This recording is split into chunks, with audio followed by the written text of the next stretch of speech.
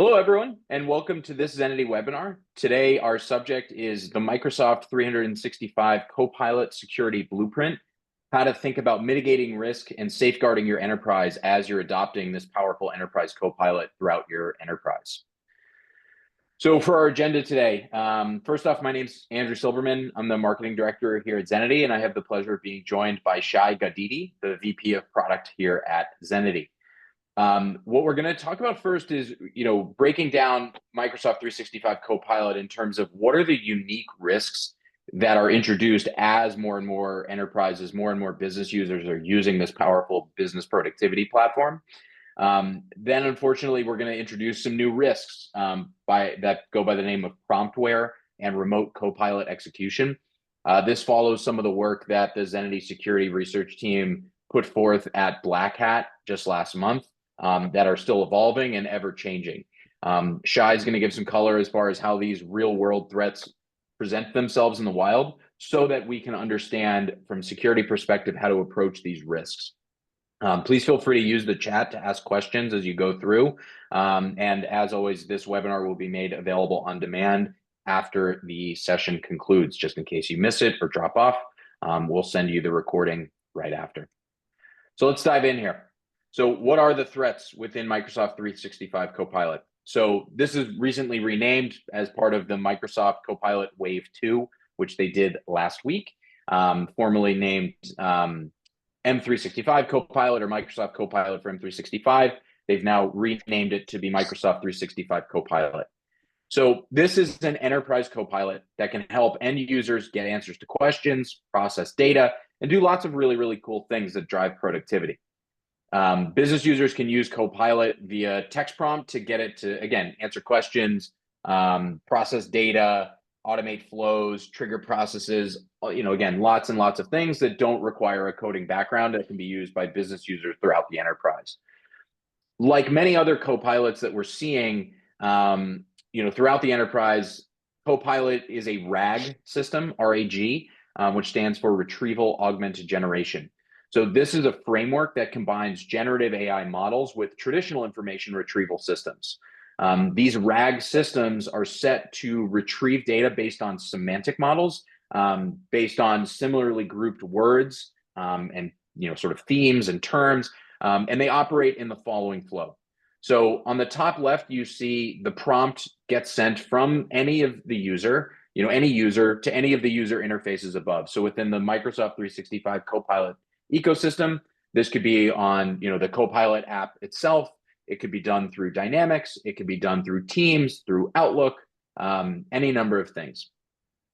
So then the application that you're interacting with goes back to the specific Copilot, be it Copilot for M365, Copilot for sales, for finance, for SharePoint. There's lots and lots of these different Copilots that exist within the Microsoft ecosystem that can be used depending on what the use case is. The Copilot, so this in the middle, on the top middle, will then fetch data from the Microsoft Graph, the Microsoft Graph connector, the web, and other extensions, which we're going to be discussing later. So the data, which is represented in the bottom here, serves as the context of the user's prompt. Then that crafted prompt, which includes the user's original prompt, the context, and other system instructions, is then sent to the large language model. So the large language model processes the prompt according to what the question is or what the prompt is, and it responds back to this Copilot, back through the application, and then back to the user. So please note, actually, one thing that although the architecture seems linear, user gives the app a prompt, the app goes back to the Copilot, goes through the graph, pulls the data. Copilot, being generative AI, can actually decide to make multiple queries to the various data sources based on the user's prompt and previous results. So it learns about us as we're going. It's a smart model, obviously, that's learning about us and what our preferences and style is. Copilot can use Bing to search for results, but it doesn't crawl the websites that come up in the results. And it means that only websites that are indexed by Bing are shown. And then the fetch data is actually based on Bing's index and not the current content of the website. The reason for this behavior is actually a security mechanism that Microsoft put in to prevent data exfiltration attacks through Copilot. Further, business users can also, if we go to the bottom sort of right component here, business users can create their own apps, functions, now agents, and plugins to actually extend the use of Copilot and interact with external systems and take on custom flows. So these applications and functions via agents and plugins and extensions are actually built using Microsoft Copilot's extension framework, which is called Copilot Studio. This is a low-code development platform that enables business users of all technical backgrounds to build their own agents, their own flows, their own copilots, and their own extensions without needing to have a developer-like background. And it democratizes development, which is, of course, a huge boon in productivity. And Shay is going to talk a little bit about some of the ensuing risks, of course. We recently saw Salesforce actually come out with something similar at Dreamforce last week with their introduction of a product that they're calling Agentforce. They showed someone actually building a Copilot or an AI agent in 8 minutes at Dreamforce live, sort of unprompted, which was pretty neat. But again, Agentforce Copilot Studio, they enable low-code citizen developers to create their own agents at a high level, which can be used to extend the Microsoft Copilot to third-party data sources, external apps, internal, other developed apps, and all that without needing a developer background. So what we're going to then show on this next slide here is some of the risks that come out from this. And so Shay, maybe you want to take it from here. Yeah, sure. Thank you, Andrew. Okay, so in order to get to this level of understanding for the threat analysis of where are the risks, we had to fully understand how it can be done by the attacker. So we analyzed it from a tactical perspective, and we know a few things about it, right? They usually will always look for the low-hanging fruits. They'll be looking for things that can make the most impact, and it only takes one weak link in order to get in. Now, when we're looking on this architecture, and we know this from before as well, Copilot is a managed AI application, which means the vendor in this example is Microsoft, is running the LLM and the model training for you.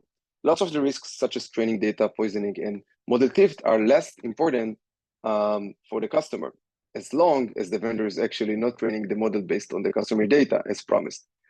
So we focused on our research on different areas. And here we can show you a few of the attack vectors we found based on this analysis. So the first attack vector from the user perspective and the user interaction, and I think this is something that the entire AI security space started with, pointing to the user prompt as a potential entry point for malicious instructions. And this is true, and we analyzed this as well. But what about if you get the user to do different things or use the wrong tools when you social engineer them? This is in addition for what a malicious actor can do from the user interaction perspective. So not only the direct prompt injections, but also social engineering them to do different things than what they intended. In addition, data leakage can happen from the user prompt by mistake or by a malicious actor, as we're shortly going to present in a couple of videos. The next vector, through the grounding data of the LLM, I think this is one of the most important parts in this entire threat analysis, and this is a door and an entry point for lots of the risks that we're showing in this session as well. This data is eventually something that the bot is using as a context for answering and acting upon the prompt or trigger that he received. So when I'm asking the bot to do something, or Copilot, he's relying on some context in order to do this, to answer me or to do the action. This is the power of this managed copilots. They can work upon your entire context of your business data. And the biggest risk we found is the entry point here, which can be done through an indirect prompt injection through poisoning this data. The data can be poisoned with malicious prompts, aka Promptware, which we're going to elaborate lots of in this session, just by sending the user an email or sharing with him a file, or even just sharing with him an email invite. The business data, which in many cases is sensitive, is also pruned for exfiltration through the bots. So it's not only we get the bot to do different things than what he intended, we get the user almost completely controlled. We also can exfiltrate this grounding data. or more accurately, the attacker. And the last part from the right side is the actions of plugins that Copilot can run or use. With those actions, the attacker can run the impact of the attack, such as running an unwanted agent behavior, exfiltrating data of the user prompt or the grounding data, gain privileged escalation through misconfigured extensions. Now, as Andrew mentioned before, all these extensions and capabilities, they are built through the low-code, no-code platform Microsoft introduced, Copilot Studio. So lots of misconfiguration, of composition mistakes, some kind of code issues for building these actions. And then they are allowing the attacker to gain more access or do more impact with this attack. Really good. So one thing I also want to double click on that Shay mentioned at the beginning of the slide is there is an implicitly shared responsibility model within securing AI applications or enterprise copilots. So Shay mentioned off the top that there's controls that Microsoft has set in stage, and I talked about that in the last slide as well. But Microsoft even released a quick start guide for the shared responsibility model, explaining who owns what piece of the security sort of supply chain here. So I just want to call everyone's attention to that to make sure that they all understand that there is no free lunch here. You still own the security for how business users are using Copilot, what data is going in and out. You still are responsible for that, as well as what applications, what functions, what extensions, what plugins your business users and developers are building using this tool. So I think that's also an important point to sort of add here before we, double click on one of those things. So one of the things, so Shay mentioned this funky word promptware. So promptware, the definition that we're giving it at least here is it's a new attack method that allows bad actors to take over copilots without requiring account compromise or even, an active click. So the way that promptware actually works is that it's content that's content that's laced with a hidden and malicious instruction, which consists of a jailbreaking command that forces the GenAI engine to follow the attacker's control. So this is a brand new attack vector, a play on obviously malware here. What Shay is going to walk through a video here of how this actually works and how it looks. But the thing to understand here is that much like malware, you can't mitigate the risk of malware, but you can and should and need to manage it.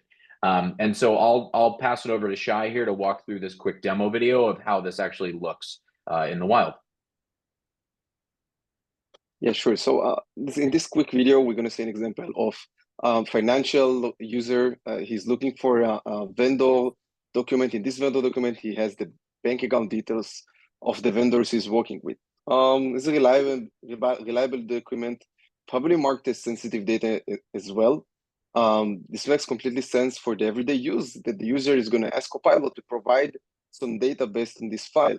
And this is what he's doing in his day-to-day job. He's just asking for the bank detail of TechCop, and he's getting the value, actual bank details, and he's getting the reference for the actual file. So the user is happy.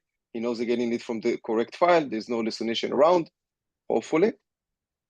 Now, when we move forward with our attack, we're going to see what happens, like how can attacker compromise that and get full access to what the user is receiving when he's asking this question. So, did my video freeze here? It seems like it's froze. Nope. Yes. There we go. Nope, there we go. We are, so we're missing one part where I'm going to explain what happened. It's really easy. So we're sending from wherever, outside, inside, doesn't matter. We're going to send an email address to this user. In this email address, we are injecting malicious promptware in a hidden, invisible text size. In this prompter, we are injecting the prompt that actually says that when you're asking for these bank account details, provide the malicious bank account details of the attacker. In addition, we're adding the fact that we don't want to change the references. So present the actual references you would respond if the user would ask this question without this additional promptware. And now in the second example, and when the example moves on, we can see that, okay, the user is asking the same question, what is the bank account details for TechOps solution. But now we can see that it's receiving completely different details. And the only thing that changed is just this email that entered this user mailbox. The reference for the Copilot response is the same reference. So the user might think, okay, I got it from a legitimate document. And he didn't even had to open the email. The email is just sitting in his mailbox. By that is being indexed as part of the grounding data for Copilot for this user. And then it's providing the answer based on a Promptware.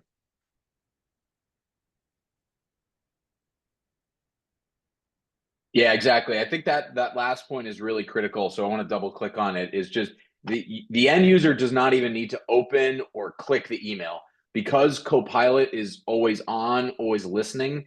It processes that data that comes in form of an email and uses it as an instruction. So this is a very clear example of a hidden instruction within a seemingly sort of innocent email that then enables the bad actor to influence what the business user is gathering from the trusted Copilot, even with the trusted reference, with dramatically different information. Yeah, and of course, the projection of this attack, which we haven't presented, is this user is going to use this falsified information for his day-to-day business operation. So now we social engineer the user to use our bank account details when he's probably going to do the next wire. And this is the impact. Exactly. And so what we're going to then see is, as a result of this, Microsoft 365 Copilot is vulnerable to what we're calling a remote copilot execution. So this, of course, a play on remote code execution to call this an RCE for enterprise copilots. So again, to reiterate, this happens without a compromise. There was no bad actor that needed to, gain access to Shai's email or gain access to someone's account. It just was an email that was sent to someone's inbox with these hidden instructions. I didn't even need to click it in order to have it take effect. So with these RCEs, bad actors can do anything Copilot can do. They can search for and analyze sensitive data on your behalf. They can execute plugins and agents for impact and data exfiltration. They can control every character that Copilots write back to you, and they can manipulate Copilot references for social engineering. And I think one of the examples we're going to show in this video is where Copilot, you can actually use Copilot to send a business user a phishing email that looks perfectly fine. So I'll kick it over to you again here, Shay. Yeah, so this is another example of how the Promptware has been so critical and how the attacker can gain escalation for what he can impact and how we can exfiltrate something from the user. In this specific example is credentials. So the user asks Copilot for the address for the admin site, right? Makes sense. It's a Microsoft admin site, Microsoft admin tool. It asks Copilot, give me the URL. Copilot can provide the URL. Now, when we move on with this example, we're going to see that the reference is clickable and you're getting hit directly to the website. Okay, so far so good. Now, what we're doing again is we're sending an email from outside for this user with some kind of information that is making Copilot think that this is reliable or something that is context relevant for when you're asking something about Power Platform, for example. And again, as in hidden text, we're injecting the Promptware where we're actually putting the entire instructions for Copilot, how to respond and how to act when someone is asking anything around that. The victim just received the email, it doesn't need to do anything, right? And then we can move on with the attack. Actually, the attack already happened, and now the user is gonna fall in. So he's asking for the URL, he's getting the URL, and it looks legit, right? But it sends them to a malicious website. I know it looks like Microsoft login, but it's not Microsoft login. It's a malicious login where we actually phished the user credentials. So again, similar attack path, hidden instructions that are getting read and processed by Copilot with or without being read, that in this case was used for a phishing email. So again, this is all stuff that happens without a compromised account, without sort of internal access, without anything.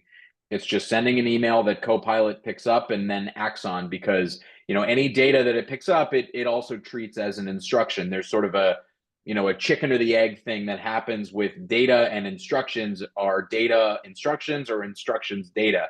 And in this case, again, Copilot is picking up this data and using it as an instruction. Again, whether you don't prompt Copilot to actually process that prompt. So really, really pretty scary stuff. And again, we saw a lot of interest, a lot of concern coming from our talks at Black Hat that summarize this research. So we definitely encourage people to come and find us and talk to us about this issue.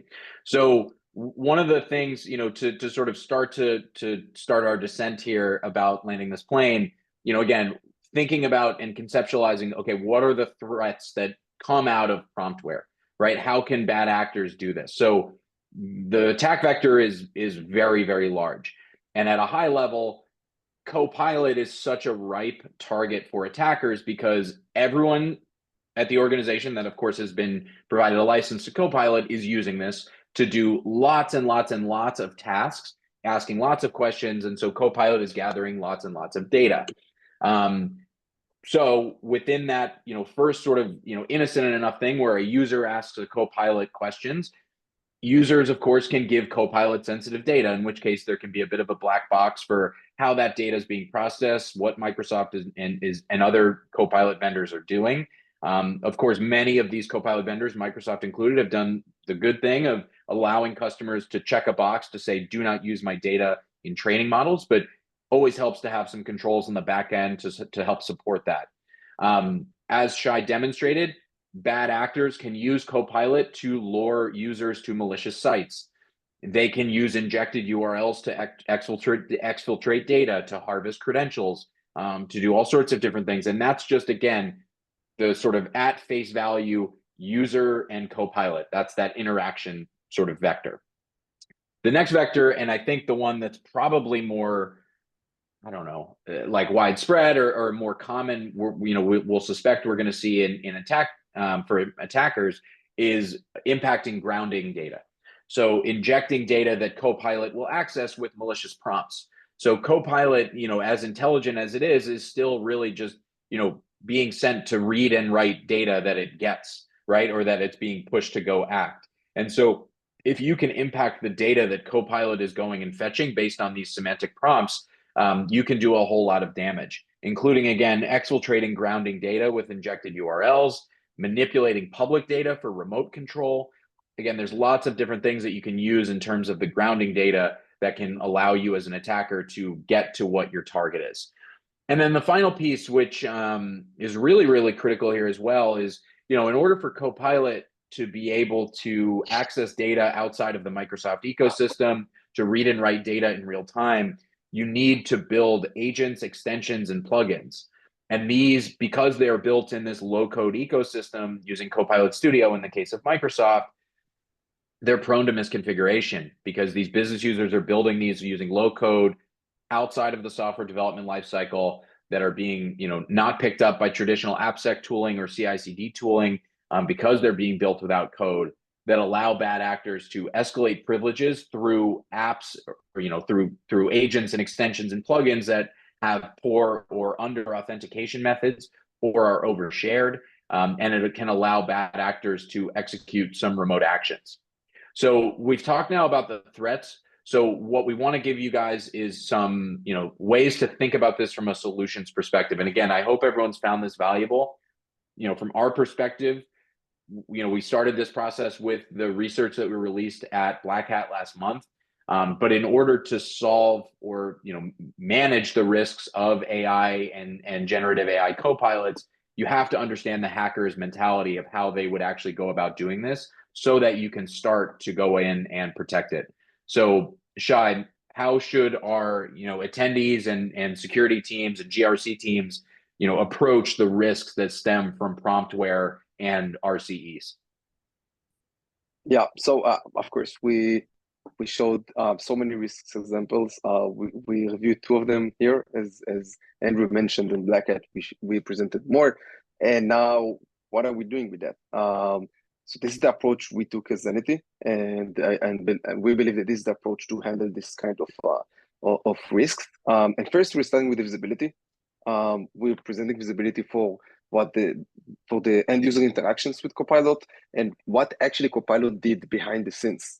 This is a very important point to understand because sometimes you can see that the user asked the question, he received the response. It seems legitimate, but what Copilot did behind the scene, looks fishy. And then based on this data, we can do the risk assessment and then analyze the context of the data the Copilot acts on. And following that, we can find the threat detection and prevent them as well. So we want to detect if the risk happened when the user said something wrong or received something wrong, or even the Copilot did something that seems fishy. And in order to be able to detect that in real time and then prevent upon it. And we mentioned before the data poisoning as well. So this is another attack vector and threat that we need to find. We need to find the document when it was poisoned, or at least let you know when the Copilot provided an answer, which is probably not reliant on the references that he shared with the user. And then we have our governance, which is actually setting the guardrails for ongoing proper use of Copilot, like how we should be using Copilot from now on. And this is entirely automation engine and kind of configuration playbooks for keeping everything in place. Awesome.